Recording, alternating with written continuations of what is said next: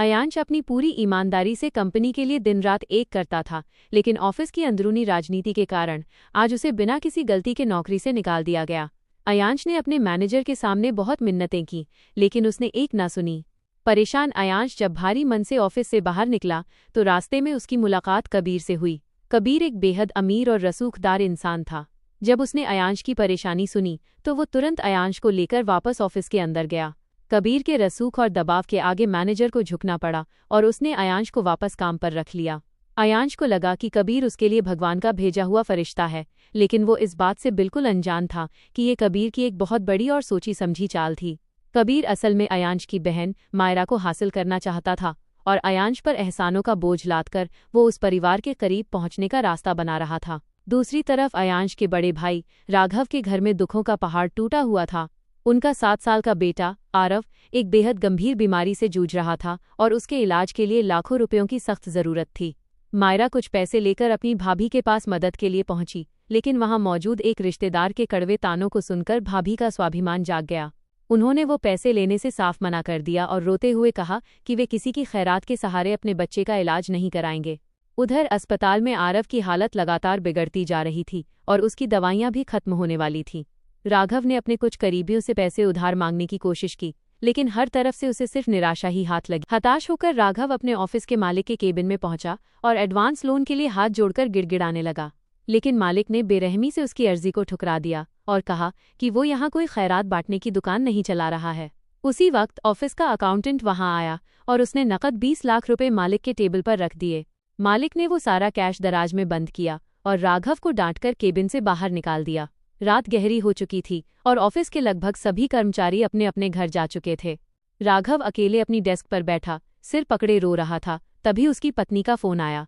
वो दूसरी तरफ से चीखते हुए बोली, आरव की सांसें उखड़ रही हैं, उसे बहुत दर्द हो रहा है, तुम जल्दी दवा लेकर आओ, मुझे बहुत डर लग रहा है। पैसे न होने की लाचारी और अपने कलेजे के टुकड़े को तड़पता देख राघव के अंदर का सब्र टूट गया। उसकी नज़र उसी दराज पर जा टिकी जहां लाखों का कैश पड़ा था। ऑफिस का गार्ड जब कुछ देर के लिए बाहर गया तो एक मजबूर पिता ने अपने बेटे की जिंदगी भीख में मांगने के बजाय एक ऐसा खौफनाक कदम उठाने का फैसला कर लिया जो उसकी पूरी दुनिया बदलने वाला था। उधर घर पर दवा के इंतजार में आरव की आंखें धीरे धीरे बंद होने लगी थीं। उसकी माँ उसे झंझोरती रही, रोती रही, लेकिन मासूम की कोई हरकत नहीं हुई। घबराकर उसने मायरा को फोन लगाया और रोते हुए सिर्फ इतना कहा, मायरा, आरव को कुछ हो गया है। मायरा के हाथ से फोन छूट गया और वो बदहवास होकर सीधे राघव के घर की तरफ भागी। वहां पहुंचते ही उसने देखा कि आरव बेसुध पड़ा था और उसकी माँ का रो रोकर बुरा हाल था। मायरा ने तुरंत डॉक्टर को फोन किया और एम्बुलेंस बुलाई। आरव की सांसें बहुत धीमी चल रही थीं, लेकिन उसमें अभी भी थोड़ी जान बाकी थी। उसे तुरंत अस्पताल के आईसीयू में भर्ती कराया गया। उधर ऑफिस में राघव ने जैसे ही दराज खोलकर कैश निकाला, वैसे ही कमरे की लाइट जल गई। राघव ने चौंक कर पीछे देखा तो वहां कबीर खड़ा था। राघव के पैरों तले जमीन खिसक गई। उसे लगा कि अब वो सीधा जेल जाएगा, लेकिन कबीर के चेहरे पर एक अजीब सी मुस्कान थी। कबीर आगे बढ़ा और उसने राघव के कंधे पर हाथ रखकर कहा, राघव भाई, अपने बेटे की जान बचाने के लिए ये रास्ता मत चुनो। यह पैसे पकड़ो और सीधे अस्पताल भागो। पुलिस और तुम्हारे मालिक को मैं खुद संभाल लूंगा। राघव की आंखों में आंसू आ गए। उसने कबीर को अपना भगवान मान लिया और पैसे लेकर अस्पताल की तरफ दौड़ पड़ा। लेकिन कबीर का ये एहसान अयांश और राघव के परिवार को एक ऐसे दलदल में धकेलने वाला था जिससे निकलना नामुमकिन था। कबीर ने अयांश के मालिक से खुद कहकर राघव की चोरी की बात छिपाई थी ताकि वो इस पूरे परिवार को अपने अंगूठे के नीचे रख सके। अब कबीर का अगला निशाना सीधे मायरा थी। अस्पताल पहुंचकर राघव ने डॉक्टरों को पैसे दिए और आरव का इलाज शुरू हो गया। डॉक्टरों ने कहा कि अगर थोड़ी सी भी देर हो जाती तो बच्चे की जान बचाना नामुमकिन था। राघव ने राहत की सांस ली और जब अयांश और मायरा वहां पहुंचे तो राघव ने फूट फूट कर रोते हुए उन्हें बताया कि कैसे कबीर ने अपनी जान पर खेलकर उसे जेल जाने से बचाया और आरव की जिंदगी दी।